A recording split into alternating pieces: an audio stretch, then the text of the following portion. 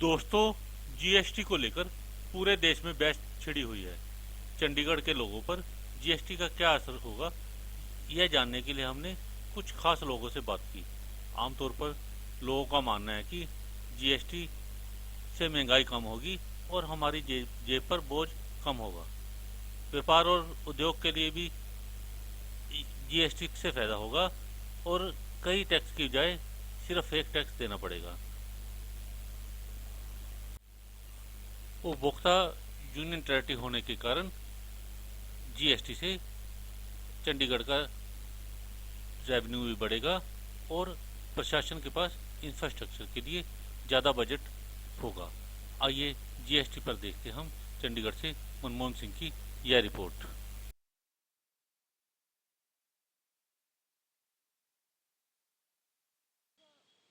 Impact overall तो बहुत अच्छा है। कुछ इंडस्ट्रीज़ को थोड़ा सा नुकसान भी है। 90% को फ़ायदा है। मैन्युफैक्चरिंग यूनिट्स को फ़ायदा है। उसमें एक्साइज थी, सर्विस टैक्स था, सेस थे, वो सब हट के एक लग जाएगा। पेपर वर्क कम हो जाएगा, इंस्पेक्टर राज ख़त्म हो जाएगा। ट्रेडर्स को थोड़ा सा नुकसान है, जैसे हमारा सिर्फ CST था 2%, हमें 18 देना पड़ेगा। होटल इंडस्ट्री के 24%, 28% लगता था, उनका रिड्यूस हो जाएगा। उसमें सर्विस ये वो सब हट जाएंगे। कई इंडस्ट्रीज में इम्पैक्ट, जो ओवरऑल इम्पैक्ट है वो फ़र्क पड़ेगा, सस्ता होगा, प्रोडक्ट्स मार्केट में सस्ते होंगे। End of the day consumer को इसका फ़ायदा होगा।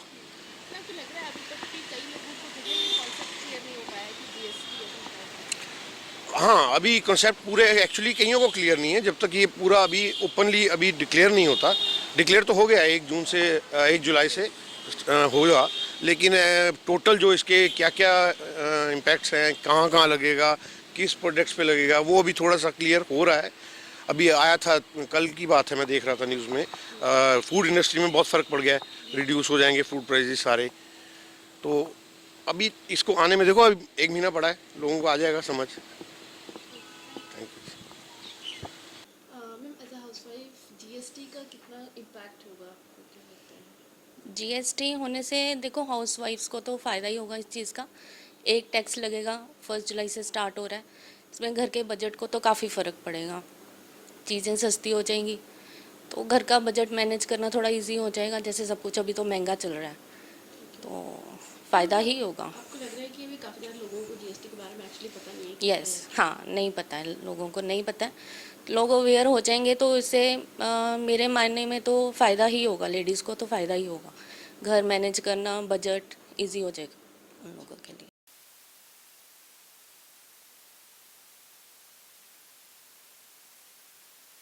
Service tax sector is concern, अभी तक सर्विस टैक्स के ऊपर जो चंडीगढ़ एडमिनिस्ट्रेशन कंट्रोल नहीं कर पा रही थी, अब कर पाएगी जीएसटी के बाद में। अंदर में कुछ ज़्यादा चेंज आया नहीं है अभी, जैसे रेट्स आए हैं जो वो उतने ही हाँ जी, उतने ही रहे हैं। हाँ, लगभग वो उतना ही रहा है। और अगर वो शेयर सेंटर को दे भी रहे हैं तो वो हाँ जी। सबसे बड़ी बात यह है कि पंजाब और हरियाणा का जो लॉ था उससे छूट मिल गई, तो अभी वो खत्म हो जाएगा। तो अभी क्या है, चंडीगढ़ का अपना लॉ है एंड चंडीगढ़ विल डू, मतलब सेंटर उसको मॉनिटर करेगा। खत्म हो गया। हाँ, कौन सा लॉ कहेंगे इसको हम? चंडीगढ़ के अंदर 2 लॉ लगेंगे, CGST and UTGST। Centre GST हो गया और एक जीएसटी का सर, अगर मैं इकोनॉमी के ऊपर, हाँ जी, इकोनॉमी के ऊपर क्या इम्पैक्ट पड़ेगा? अगर मैं इकोनॉमी के ऊपर बात करूं तो in long run not GDP पे 1 या 2% का इम्पैक्ट आ सकता है। It will be on the higher side because 20 present scenario के अंदर 28 लॉज, अगर मैं 28 स्टेट्स में काम कर रहा हूँ, जीएसटी के अंदर एक एक्ट रहेगा। मैं वैट पे करता हूँ, वैट पे करने के बाद में जब मेरे पास कस्टमर खाने आता है तो जीएसटी में आने के बाद मिलेगा। मैं ये बात ठीक है कि सर्विस टैक्स का रेट 15 से 18% हो गया, वो इंक्रीज जरूर हो गया, लेकिन जिससे क्या है कि चीज जो आज 100 रुपए की है वो 80 रुपए की मिलेगी। सरकार को रेवेन्यू 3% फालतू जरूर मिल रहा है, लेकिन कस्टमर की जेब से वो कम ही जाएंगे। तो ये बल्कि बचेगी, you will save something. But हाँ, एक चीज जो मैं इसमें ऐड ऑन करना चाहता हूँ, इन्होंने कहा था कि बिजनेस करना आसान हो जाएगा। हम जो है एक रेट एक टैक्स लेके आएंगे कुछ हद तक। I'm CA Keshav Garg, or I'm an active member with CII and the PhD Chamber of Commerce. I'm also a faculty with Institute of Chartered Accountants of India, and I've been deliberating on GST all over India. मतलब हम लोग पूरे भारतवर्ष में GST को discuss कर रहे हैं. So it's like आप ये बताएं कि जीएसटी है क्या? आम लोगों को भी इसके बारे में सिंपल लैंग्वेज में पता नहीं है, तो उनको बताने के लिए आप बताइए कि जीएसटी है क्या और इसका आम आदमी के ऊपर क्या इम्पैक्ट पड़ेगा. देखिए, गुड्स एंड सर्विस टैक्स, इसको मैं कंपेयर करता हूँ जो अभी जीएसटी से पहले हम लोग टैक्स पे करते हैं. आज के दिन बहुत सारे मल्टीपल टैक्सेस लगते हैं. वैट लगता है, सर्विस टैक्स लगता है, आपकी एक्साइज ड्यूटी लगती है, देन एंटरटेनमेंट टैक्स लगता है, लग्जरी टैक्स लगता है. अभी बहुत सारे टैक्स हैं. जीएसटी के अंदर ही क्या होगा कि सारे टैक्स सब्सिड्यूम हो जाएंगे और एक टैक्स लगेगा जीएसटी. ओके, अभी अगर मैं अपने स्टेट के अंदर परचेज करूंगा जीएसटी के अंदर में, तो मेरे ऊपर 2 टैक्सेस लगेंगे. एक होगा सेंटर जीएसटी, दूसरा होगा यूटी जीएसटी. और अगर कोई सामान मैं बाहर से मंगवा रहा हूँ तो मेरे को एक जो टैक्स लगेगा वो होगा integrated goods and service tax, which is IGST. तो अभी यहाँ पे समझना आसान हो जाएगा कि सिर्फ और सिर्फ यही प्रकार के टैक्स हैं. कोई और तरह का टैक्स, कोई सर्विस चार्ज नहीं, कोई सर्विस टैक्स नहीं, कोई लग्जरी टैक्स नहीं, कुछ नहीं. तो कंज्यूमर को ये समझना आसान होगा कि कौन सा टैक्स लग रहा है. इसके अंदर 5 स्लैब को रखा गया है. 5 स्लैब में 0%, 5%, 12%, 18% एंड 28%.